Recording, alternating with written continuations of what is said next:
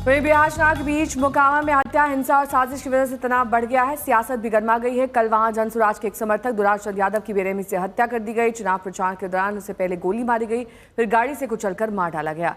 इसका आरोप जेडीयू उम्मीदवार बाहुबली अनंत सिंह पर लगा है। दुलारचंद के परिजन साफ साफ अनंत सिंह का नाम लेकर हत्या का आरोप उन पर लगा रहे हैं।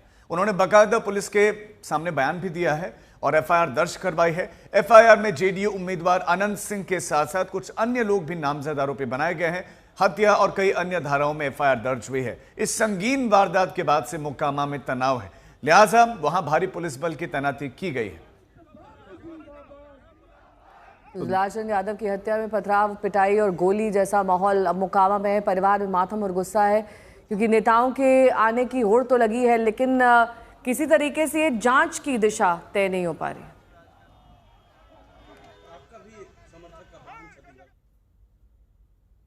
मोकामा टाल में जिस जगह दुलारचंद यादव की हत्या हुई, वहां से हमारे संवाददाता शशि भूषण की ये रिपोर्ट आप देखिए।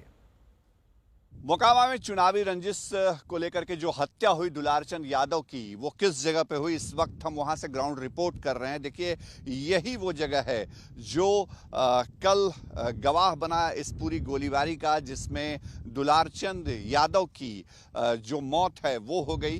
प्रशासन की तरफ से कहा जा रहा है कि संदेहास्पद परिस्थितियों में मौत हुई, लेकिन जो परिजन हैं वो आरोप लगा रहे हैं कि दुलारचंद यादव को पहले अनंत सिंह और उनके समर्थकों ने गोली मारी और उसके बाद गाड़ी चढ़ा दी गई। इस वक्त हम उसी जगह पे मौजूद हैं। ये उस काफिले की गाड़ी है जिस काफिले को प्रियदर्शी पीयूष जो हैं वो लीड कर रहे थे। देखिए, जनसुराज के उम्मीदवार, उनका पंपलेट भी इस गाड़ी में है इस वक्त, जो आज तक के कैमरे पे दिख रहा है।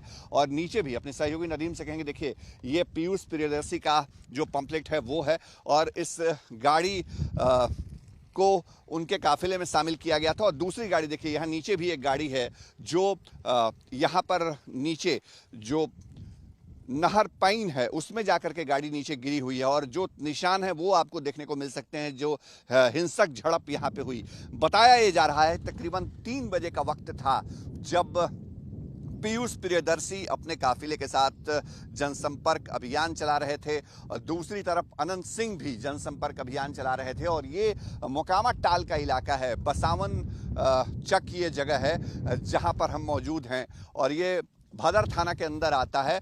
और यहीं पर ये घटना हुई। यहीं पर दोनों अलग अलग समर्थक जो काफिले के साथ थे, उम्मीदवारों के साथ, उनके बीच झड़प हुई, जो बताया जा रहा है, जिसमें बाद में अनंत सिंह ने भी अपनी तरफ से बयान दिया। और आपको एक बार फिर से दिखाते हैं, जो गाड़ी है यहीं पर पूरा क्लैश हुआ और इस ग्राउंड रिपोर्ट के जरिए हम समझाने की कोशिश कर रहे हैं कि दरअसल हुआ क्या।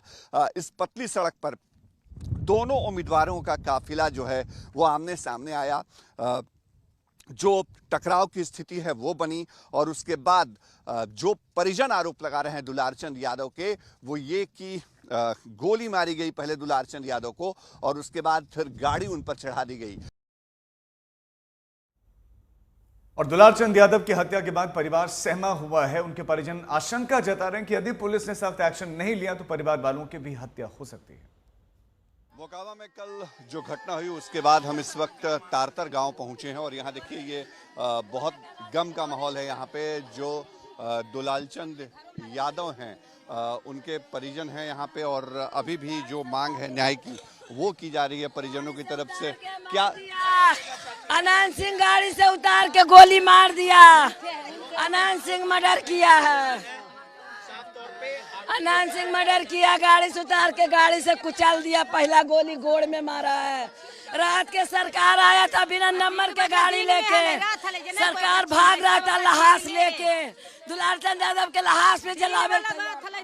जो न्याय की डिमांड है वो कर रहे हैं, जो गिरफ्तारी है उसकी डिमांड कर रहे हैं। सीधे सीधे आरोप जो जेडीयू के उम्मीदवार हैं और पूर्व विधायक अनंत सिंह के ऊपर लग रहा है।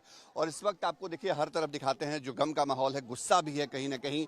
रात भर यहाँ प्रशासन के लोग मौजूद रहे हैं, लेकिन जब न्याय मिलता नहीं दिखा है तो अभी भी जो शव है दुलारचंद यादव का, उसको यहाँ से जो परिजन हैं वो नहीं उठाने दे रहे हैं। उनकी ये डिमांड है कि इस मामले में कहीं ना कहीं जो पुलिस प्रशासन की भूमिका है वो भी संदेह के घेरे में है, जिस तरह से इस घटना को अंजाम दिया गया है। और वाकई ये सवाल पैदा होता है कि चुनाव के वक्त में जब हाई अलर्ट की स्थिति होती है, प्रशासन को पूरी तरह से मुस्तैद होना चाहिए, तो कैसे मोकामा के इस इलाके में एक व्यक्ति जो समाज से जुड़ा हुआ है, जिसकी एक अपनी पहचान रही है, उसकी हत्या दिन दहाड़े कर दी जाती है। और अब तक उस मामले में पुलिस के हाथ खाली हैं। पुलिस के अधिकारी ये कह रहे हैं कि जो दोषी हैं उनको गिरफ्तार किया जाएगा, छापेमारी कर रही है, लेकिन अब तक पुलिस की तरफ से ये नहीं बताया गया है कि किसकी गिरफ्तारी हुई है।